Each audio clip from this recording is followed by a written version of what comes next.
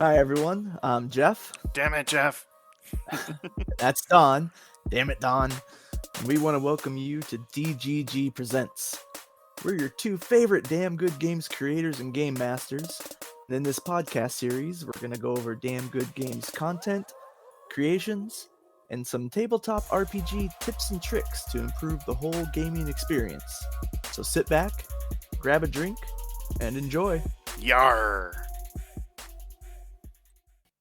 Alright, hi everybody. On this installment of DGG Presents, we're just going to go over work in progress updates. So, to give you all kind of a little bit of an idea of what Don and I are working on right now to bring out to the patrons and everybody else out there as well. So, the first thing we're going to touch on is our West Marches campaign. This is something that is available for our legendary tier patrons, and this is a online live game of D&D for a mass amount of players. And it is an ever-evolving, changing world. Everything that people do on one session is going to affect the entire world as it goes. Oh, yeah. So we've done a couple different sessions of these, kind of play testing and figuring things out, and we think we have a pretty good system nailed down now for playing with a whole bunch of different players. Each session is going to be self-contained, so you don't need to worry about making a specific time for a session. It's just when you're available and the DM is available, you'll get together with 3 to 5 other players and a session is born. Yeah, definitely. Last one we ran was about like a year of content and playtesting that we went over and checked out. The players were really interested and excited to have that as just a really cool experience, and the community was really great. I mean, we're all adults. It can be really challenging to have a regular game, and this kind of scratches the D&D itch for us who can't make every game but still want to play in a group. Yeah, and it was a perfect experience to do mid-pandemic, because people were stuck at home, not able to get around a table as often, and so we got a lot of traction, a lot of experience. We made a lot of changes and updates to what we did before to streamline it and make it happen and make it better. And we're gearing up to get this going just as soon as we possibly can. We're just updating all the documents. We're going to be putting out some more podcasts and things talking about different aspects of the Marches campaign. But if anybody listening to this has any questions, feel free to reach out to us and we'll answer those, because we want to get players into this and get this going, because we like the ever-changing factor of the people involved and the different actions and different decisions people make and how it affects the entire world for people that aren't even there to see it. Yeah. One thing I would also like to add is that March is very unique in the sense that players have a lot of control over the world building itself by what they choose to go and discover. That makes things extremely interesting, not only for the players, but for the DMs. And that's a really interesting experience, especially when you see different perspectives with different DMs and how they end up playing, how these reactions occur, and how that shapes the world. It's pretty cool. Yeah, I'm building on that too. Is this is the way we're doing this? Is it's real open world. Everyone starts in this city and has been self-contained within this area for 500 or more years. And Yep. so you've the players have never set outside of this main city and explored. So the players get to decide where to go, what to explore, and there's it's just up to the players to get together. Someone saying, hey, I'm available here and want to play a game. Other people join in, and we make sure that everybody gets a chance to play. So people can't just form cliques or groups and only play with those people. Like if someone played last session and there's there's 6 or 7 people that want to play the next session. If somebody played the last session, they've got to wait for another one. Yeah, So we're yeah. making sure everybody gets a chance to play, and it's continually changing teams. Now that's not saying you can't team up with people you like to do things, Yeah. but we're making sure if you're by yourself and you don't have anybody else in here, everybody's going to get plenty of chances to play and experience the world. Yeah. And you form new relationships and bonds even with the other players, not necessarily with the characters. And you can form really cool friendships with people you never even knew you'd meet I mean, that's one of the great things about a Marches community is there may be 50 players in your game, and so each week you may run into new people you've never met before. And that can be a little anxious at first, but we have had some really good success in the past with strangers meeting up and coming together over common goals and fighting over adversity and just becoming a really solid community. Yeah, it's been great. We can't wait to start another one up again. So, just keep an eye out for that. Drop us any lines. That's probably our biggest thing that we're gonna get going here as soon as we can. Another thing is Dawn is working on a custom playable race that is compatible with fifth edition rule sets, as well as a module. Oh, yeah. So, the Marionette, I've actually dropped a couple of development diaries on the DGG YouTube. But long story short, they are animated stuffed animals or show puppets or like the companion dolls that have porcelain faces, that sort of thing, and how they awaken to the world and choose adventure. They can come from tragic backstories, wholesome backstories, heroic backstories. I cover a lot of that in the video. It's a really interesting concept, and I think that if you take the time to go through and look at those, you'll really enjoy what we're coming up with. It's in the final stages of open beta right now. A lot of our Patreon members are going to have a chance to review it first for the next couple weeks, and probably the beginning of March, the official release will that be out for free. Next, I'm working on the Menagerie of Souls development, which is a marionette-specific adventure for 1 to 3rd level. That's going to be kind of like Toy Story meets Coraline. It'll have this really cool kind of central tension between the corrupting forces of these evil beings and children and their defenders and everything. It'll be really neat. And then we have Jeff here. He's working on the Luminary feat, which is involved, but going over it, it's got some really good core principles, and we've been working heavily on the development for that. Yeah, the Luminary feat is, I decided on the term luminary instead of just like leader or leadership or any of those kind of things, because one of the concepts of a luminary is you don't choose your position in life. It is bestowed upon you, or it just happens. Like one of the quote to start us off is, you may not want to, but everybody's looking to you for answers. Like people just naturally look to you. And this is, like Don said, this is a really involved feat, but I'm trying my best to make this compatible with, not only 5th edition D&D, but any type of other game, TTRPG system. The basis is your character gains an influence score, and your actions throughout the session of the story can either bump or drop your influence score, and the higher your influence score, the more followers you can attract. So Now, you're saying, like, for instance, if you make a really poor leadership decision, that actually impacts your followers and how that all is laid out? yeah, if there's a poor decision made, your influence score is going to drop. You will get access to a cohort that travels with you in your party and will fight with you. You also get access to followers. The followers will not travel with you and will not fight with you, but you can start building a stronghold or a base of operations, and these followers will keep it running. And That's cool. So they could also be like a crafting or information resource as well. yeah, you might get a blacksmith that wants to work for you. They just need a forge. So once you build them a forge, you have a blacksmith that's going to make things for you. And maybe they specialize in something, or maybe they give you a discount, or, maybe you get a librarian that has a lot of old tomes that give you access to old knowledge. There's a lot of different ways this can go. The basic for the cohort, one of the things is you can use the NPC rules and any type of gaming system for this character. You can use the sidekick rules in 5th edition because this cohort will level with the character. But they do have a loyalty, and so you have to make sure you don't mistreat this follower or this cohort, or they could betray you or leave you. Or, if their loyalty is low enough, they play with some negative modifiers. Gotcha. That's pretty impressive. Yeah, so like I said, it is really involved. It is definitely an optional feat, and it's definitely something that anyone wanting to take it as a player, you need to check with your DM first so they can kind of plan for this, because basically the goal of this is you're looking to have some sort of a base of operations somewhere. You're wanting to have this character, whether it's a choice of theirs or it just happens to them, they are going to be a leader of the people in some fashion. Gotcha. That's impressive. Yeah, it might be a little bit of legwork for the DM, but if you're doing a political-based game, this would be a really good tool set for the DM to review. I think both DMs and players could garner a lot of information and help build some of their home brew worlds using this. I mean, really, this is an awesome tool. Yeah, definitely. So keep an eye out for that. There will be some review periods for the legendary and epic tier patrons that we have to take a look at it and kind of give some feedback. And and any sort of thing can happen with this. It could show up in any of our live plays as well, or some playtesting that we might decide to do. Heck yeah, I'd be totally down for a political, like, settlement building style D&D game.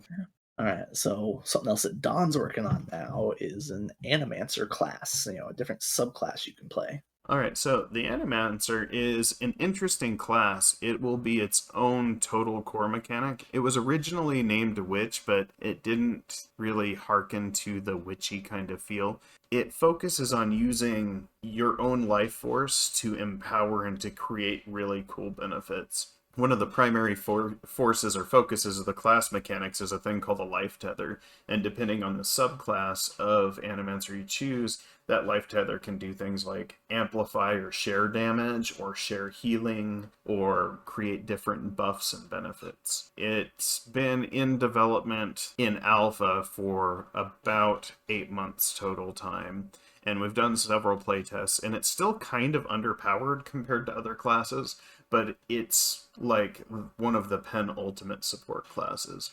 I'll probably drop a couple of development diaries on that once I get Menagerie of Souls done, but it's definitely coming down the pipe. Yeah, we definitely want to not have too many projects open and focus on all of them, but try and close the doors on one as we go. This is just a list of the stuff that we have ideas for that we've started, that we're going to make sure we finish these before we throw more stuff onto the fire, obviously. Yeah, So we don't want to spread ourselves too thin. I mean, we're just a couple of dudes working on this stuff, using our gaming groups and our local community to play test as much as we can before we, unleash these curses upon the masses. So something else that we have that is almost complete, we just have to, kind of pretty it up a little bit, is a Druid Wild Shapes table. So what I did is I took the time. I had some new D&D players in a campaign, and 2 of them decided they were going to be Circle of the Moon Druids. And, like, they had access to some wild shapes, but not all wild shapes. And so I decided it would be a really good tool to have just the wild shapes for the druids separated by their terrain. That's into awesome. A table. Yeah, just into a table you could easily reference, with their speeds, their movements, their attacks, their special abilities. So instead of like flipping through pages or having to make all this information yourself about an owl, a panther, a wolf, and have all that or flip back and forth, it's all there in one table on one page, easy to access, easy to look through. So when you're wanting to do a wild shape, you can look for, okay, these are the ones I know, or these are the ones in this area, whether it be forest, Arctic, coastline, subterranean. That's actually really cool, because then you can use either like the player's background or even survival checks to see if they can locate those in a region that they're in. Like, that can add an entire little story hook if you wanted. Yeah, and so it's pretty much complete. There's a slight tweaking here and there, and like I said, we have to kind of pretty it up a little bit so it's not just some plain old boring Excel spreadsheet. But that'll be updated and released, and that's already been a useful tool for the players in my game, so they know what their different shapes can do, and have a quick look for it, so they're not having to look up all the different things online, open up multiple tabs, multiple windows, flip through multiple pages of a book. It's right there. This is what they know in the forest area, and boom, there they go. That's awesome. Like, yeah, some of those that we're just lining up to try to damn good gamify. Yeah. But this was just something that I thought would be really useful. It was useful to me as a DM as well, just to have that information right there in front of me. So it's something that I figured would be a good thing to share. And it took me the better part of one day to find all the information and separate it out into the different biomes that are on there. But I think it's going to be worth it. I think it's going to be really useful for everybody. Oh yeah, absolutely. One of the most difficult things for druids and wild shapes is keeping track and keeping that stuff organized. And I think this will be a great tool for both players and DMs. And then the other thing Don and I have is we have a couple traps, custom traps that we've made. We both participated in a competition for DMs and about building traps, and so we have the ones we built for that, and a couple others that we're working through right now. So one of the other things coming down the pipeline are just some custom traps that we've both made of varying difficulty levels. We don't want to Yeah. dive too much into those right now because don't give a whole lot away, but Yeah. One thing. they are Yeah. I kind of. think. Sorry. Don's No. just ready. Don's ready to talk about Yeah. this I'm a little bit. excited because traps never get really a good time to shine. In a lot of dungeons, they're like, this thing happens and you take some damage. Usually it's like something that you use in a dungeon to consume some resources that the players have to accommodate for. We want to make traps interesting encounters and things that actually are themed to your dungeon. So we're going to come up with some really cool, neat ones. Uh, Jeff here has come up with a really fun one that I really enjoy. You have to have the right kind of mindset for the players, though. Like, make sure that they're aware that this is going to be one of those where they're going to be like, man, this DM's a bastard. But it's a good one. It's a really good one. Anyways, I don't want to go into detail and spoil the fun, but all of you fellow DMs out there, I think you're really going to enjoy the traps. Yeah, it's because it's like this dive in just a little bit is it's not a deadly trap if the players decide to let things be. So it only becomes a terrible deadly trap if the players make the decision to try and like push their luck. Yeah, it's definitely like, what do you call that? Murder hobo repellent. That could be one way to do it. Something else also down the pipeline. This one might take a little bit longer, but one of the things, like with that Druid Wild Shapes table, I was like, this would be a really useful tool. Something else that I thought of that I've started working on, and Don's helping me get some input, is just loot tables, because there's a lot of monsters and creatures out there that it's like, okay, what kind of loot do they have? Like, it's not going to make sense for a skeleton maybe to have any coins left on them, Or a or pterodactyl to have a great axe stuck in it. yeah. And so, like I'm working on these tables of like realistic loot tables for what creatures are going to have. Like skeletons would have probably some rusted weapons. Yeah, They're probably not absolutely. going to be, they're going to do the job, but they're not going to be worth very much. Yeah, at best they might have some old jewelry that's, common value or something to that effect, unless it's, magically treated. Yeah. And, like monsters, like just beasts out in the wild, like if you're fighting a pack of wolves, you're not going to find any coins. Nope. Yeah, where'd that full plate come from? Yeah. And that's just one of the things where I think it's really helpful for DMs to have just some loot tables they can reference, because players are generally all about the loot. It's like, oh, I'm going to loot the body. Okay, it's a wolf.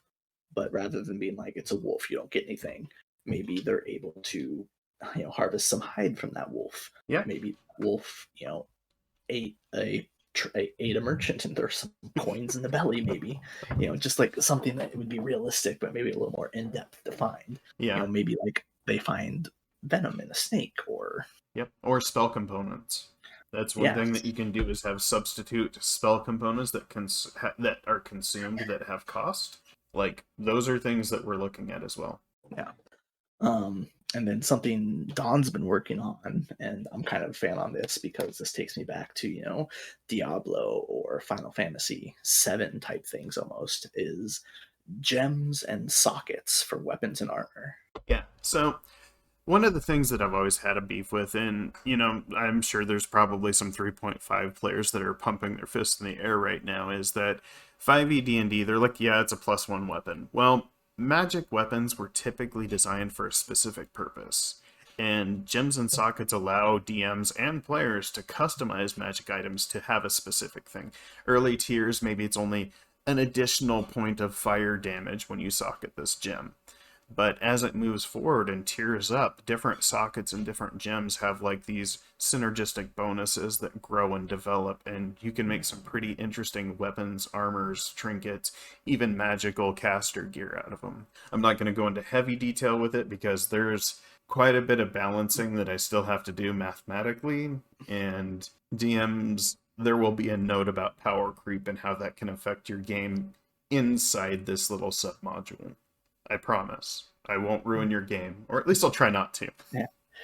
But a little note piece on this is a mechanic that does exist in our West Marches campaign. So if you're interested in seeing this in action a little bit, if you join our West Marches campaign, this is one of the mechanics that we do have in play there at a certain point. Yep. There are some upgrades that have to happen, so it's not going to be available off the get-go, but it is something that you can experience and take a look at, and it'll be part of the playtesting and help us balance this out as well. Yeah, exactly. I mean, look at us trying to optimize and use our fun for playtesting.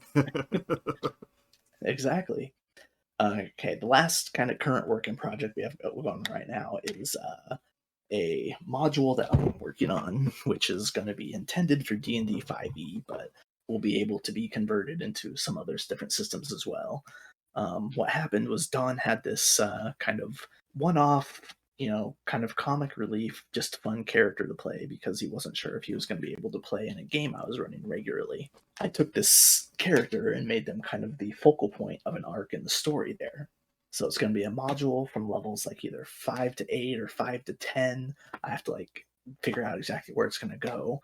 But basically, your party comes across this old gnome that seems to just kind of be a little bit crazy, a little bit out there. Like he's, forgets things, forgets who he is or what's going on, talks to things that aren't there. Yeah. But it turns out he has a key to something that has to be figured out. And so the players have to go on this quest to find a certain item that will allow them to kind of fix the broken mind of this old gnome. Yeah. So it just was something that Dawn and all my players really enjoyed that we came into with it. And so it's something that there were a bunch of notes taken on. I've got a bunch of things, and it will be something that down the line will come out as a mid-level module that should be a lot of fun. One of the things I liked the most about it was any of you who are like Final Fantasy fans might kind Mm-hmm. of recognize this a little bit, but as he leveled, he didn't decide new spells he had. He remembered old spells he used to know. So there's a sage, Tella the Sage kind of has a similar thing going on in one of the old Final Fantasy games, whereas he all of a sudden remembers these powerful spells he forgot. And that's the same thing with this gnome. And so there's a table where when he takes damage or something stressful happens, you roll on this table and he randomly casts a spell. Yeah, which can be a real blast for DMs and to the detriment of some players. Yeah. Like one of the funny stories that happened with it was this happened and we rolled on the table and True Sight was cast on the party's barbarian. And the player did an excellent job playing this up because they're a barbarian. They didn't know what happened. Nobody else knew what happened, but all of a sudden this barbarian had true sight and was seen into the ethereal plane and The spirits and ghosts and all sorts of yeah, stuff. there was another fun little situation that occurred and that happened in my game specifically, but that's going to be one of the things that we put in our bloopers and extra folders. Yep. We'll do a podcast at some point as a Patreon reward of just like stories from our games that we reference in our podcasts but don't have Yep. time to get into. And The this would be one of DGG those. storytelling corner. Yeah, story time. So yeah, that's our current projects we have going on. We're still available as well because some of our epic and legendary tier patrons, we can do commissions if you've got a BBEG or you need a city or something going on. We still have commissions available as well. This is just what's coming down the pipe, so you know what to expect. Yep. On top of our normal podcast release and some YouTube videos that are coming out as well. Yeah, absolutely. One thing we're also going to work on, I should stop saying one thing so many times, but anyway, one thing we're also planning on working on, as I'm going to stick to my character, is a lot of Roll20 how-tos, because we are coming up with custom content, and it can be challenging, especially for newer DMs, to get into Roll20. So we're going to do a lot of step-by-steps that'll be YouTube videos, and as those get released, we'll drop a call out to those on our podcast too, I believe. Right, Jeff? Yep, and those will be very useful.